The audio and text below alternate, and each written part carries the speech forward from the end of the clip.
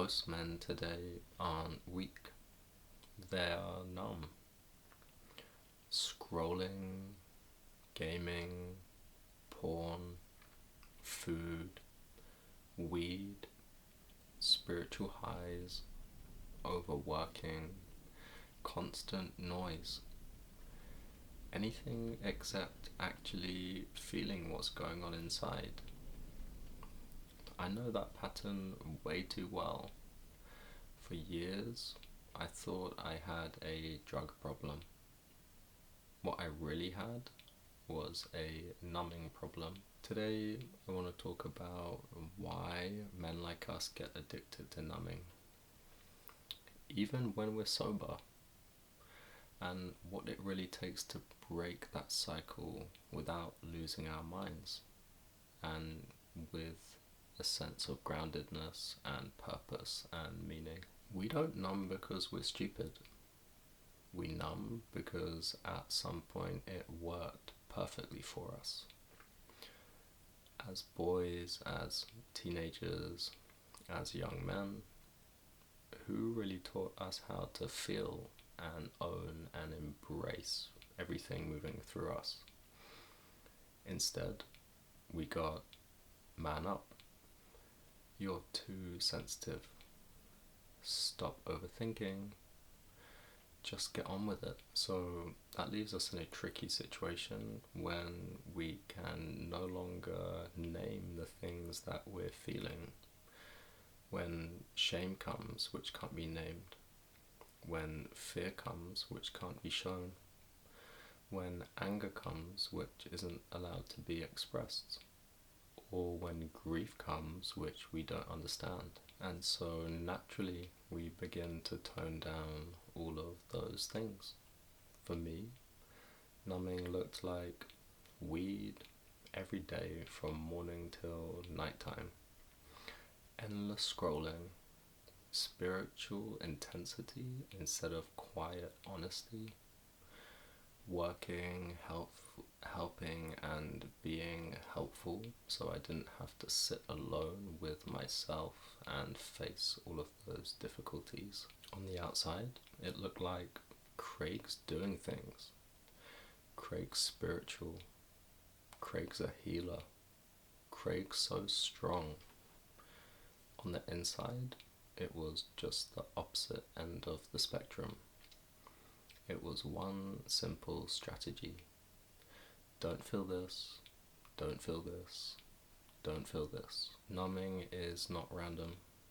It's our innate, inherent way for our nervous system to protect us, to insulate us from the feelings we never learned how to carry, how to honor, how to integrate. Let's make this really concrete. If you're a young man watching this, I'm sure that you relate to some of these numbing activities. The first is being the scroller. You're not actually relaxing, you're just avoiding the moment where the room goes quiet and you have to face all of the thoughts in your head.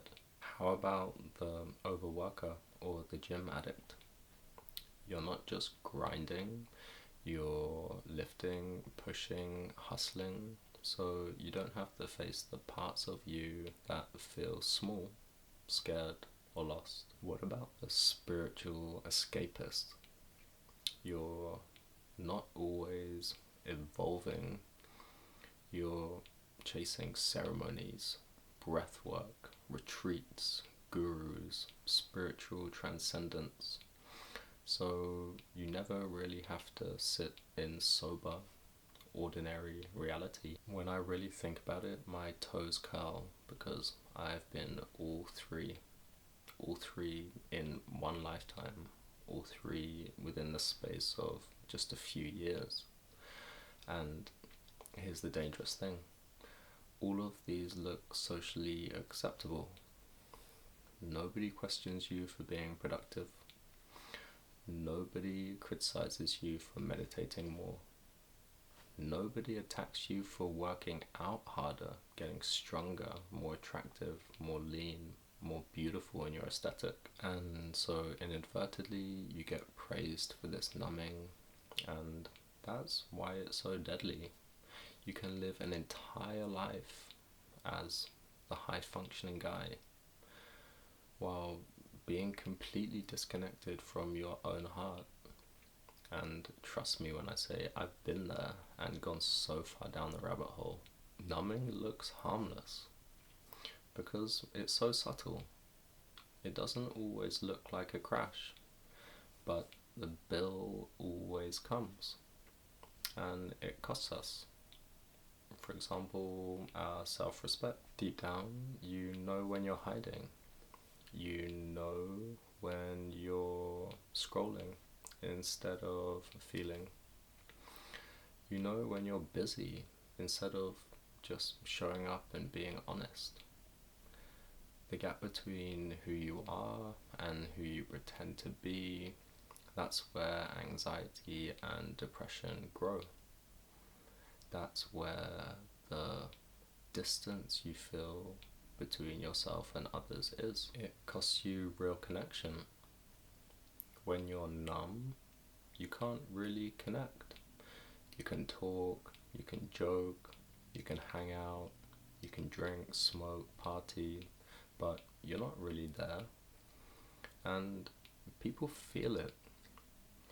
They feel that you're slightly gone. They feel that you're unavailable, that you're slightly behind glass, behind a facade, not fully there with them. And the most insidious part, you start thinking that you're not meant for deep, real, genuine, authentic connection. And that's not the case. You're just not present in your own body. You're not grounded and connected in the moment, and so you cannot connect there and share in that with others. And it costs your actual life, because numbing steals time. It takes so much time to maintain and to facilitate.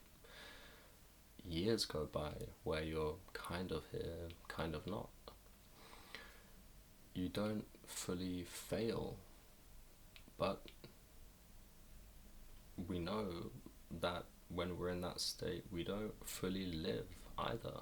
In my case, I feel lucky that I went through psychosis and prison and spiritual rupture, the whole system crashing and burning, to realize the price I was paying just not to feel my own pain. Whilst I feel lucky for what I've gone through, I wouldn't wish that on anyone. And I want you not to have to go through that and be able to make those changes without such a deep dive into the belly of the whale and down into the labyrinth. Because sometimes when you go down there, there's no guarantee that you'll come back. And there's been many who have gone and ventured down into those depths and who haven't returned. This is where most of the advice just becomes ridiculous and isn't useful. Just stop watching porn. Just delete Instagram. Just meditate more. If the feelings underneath are still there, your mind will find another way to escape. So how do we actually break this? Well, firstly, micro-honesty about what you're using to numb. Not on the internet, not to your whole family, first to yourself. Something like, I'm not just tired, I'm avoiding feeling alone. I'm not just bored, I'm terrified I'm wasting my life. I'm not just chilling, I'm scared to sit in my own silence. One sentence in the morning, one sentence at nighttime. It sounds small, but trust me, it isn't. Those simple rituals, ceremonies, gestures to yourself, they're the equivalent of you turning the lights on in the room. That same room that you've been hiding from. Second is emotional literacy. Name what you're running from. You can't heal what you refuse to name. If your emotional vocabulary is I'm fine, I'm numb, I'm stressed, then you always need a screen or a substance or a person to regulate you. Start naming more precisely. I feel ashamed about who I've become. I'm scared I'll never change. I feel grief about the years that I lost. I feel envy when I see other men more grounded than me. You don't have to fix it just yet. You just have to name it. And naming it creates that gap between you and the feeling. And in that gap, choice begins to appear. Third is allowing yourself to be unfinished. This is brutal and so difficult for young men.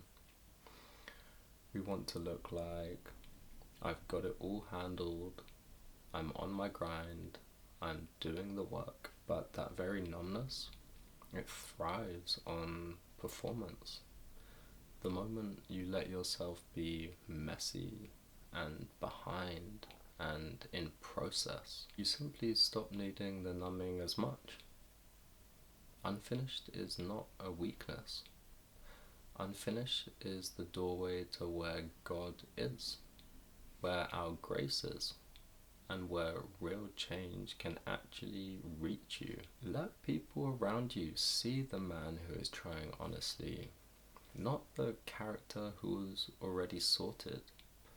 It's so much more relatable, it's so much more lovable, it's so much more helpful to see that real, true, authentic, grounded masculine.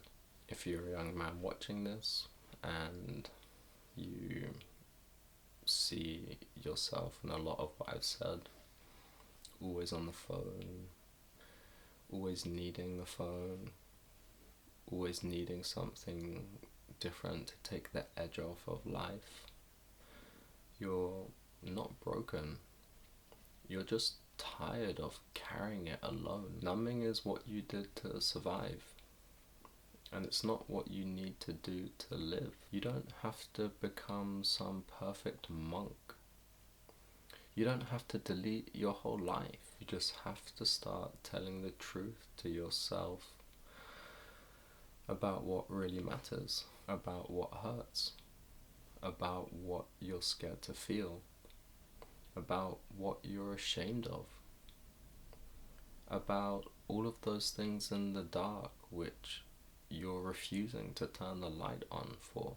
And in that place, that's where real healing starts. That's where real masculinity starts. Not in the gym, not in the status, in your relationship with your own heart. And when you have cultivated and grown and built that infrastructure in the heart, all the outside things like the gym and the status, they're aligned and integrated. But if you haven't built that inner world, grown, cultivated that inner world, then it doesn't matter if you have the perfect body, all of the status, all of the money, because that's just the outside of the product packaging. That's just the external part of the vase which is painted upon, when inside is hollow, barren, empty. If this landed, the next video in the series is going to go deeper into this, why your body is done with numbing and how it starts speaking to you. For now, close this video, take 2 minutes and ask yourself an honest question. What am I using to avoid myself today? Write it down. Write it in the comments. That's your starting point. Let's rebuild properly, and let's rebuild ourselves for real.